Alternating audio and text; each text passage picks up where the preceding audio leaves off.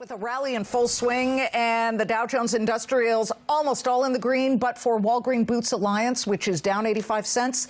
Let's bring in Dutch Masters of Carnivore Trading. He's here on the Market Rally. Dutch, a couple of good earnings beats. Yeah, FedEx, Nike, but we got a banger of a consumer confidence number for this month, rising for the first time in 3 months to 108.3. I believe that's the highest since April. What is propelling this rally, and what does it signal to you?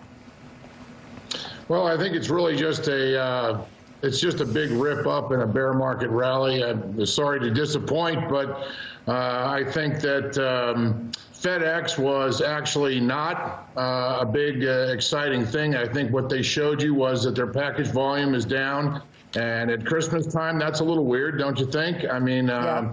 So I think the consumer price number is an anomaly. I think that the consumers have last gasped the final dollars on their credit cards. We know the credit card debt is at an all-time high. I think the consumer has gassed out and pushed it to the limit.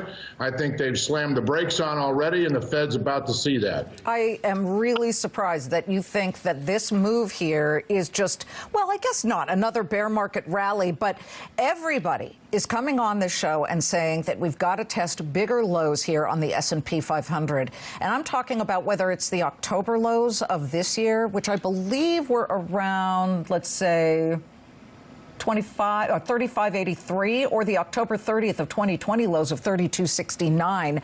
Is that going to be your signal, Dutch, to start buying sort of en masse if we do drop to those levels? Yeah, we shorted this rally today really, really big, and what we're looking at is we're looking at a 3600 number as the next stop in the S&P, and if it gets worse than that, a 3210.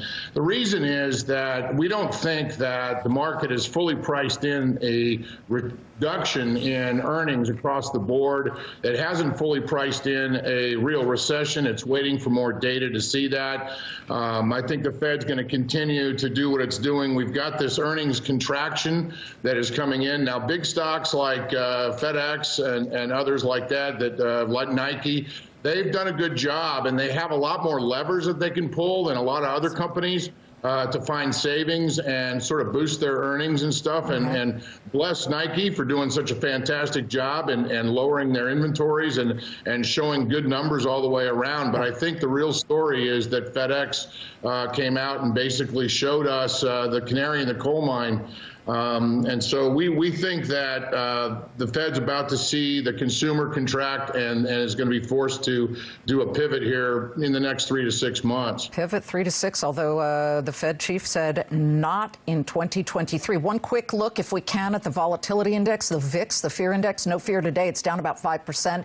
Quick thought on this, because Market Watch has an article that basically says, you know what, until the VIX says so, this drop in the markets is not done.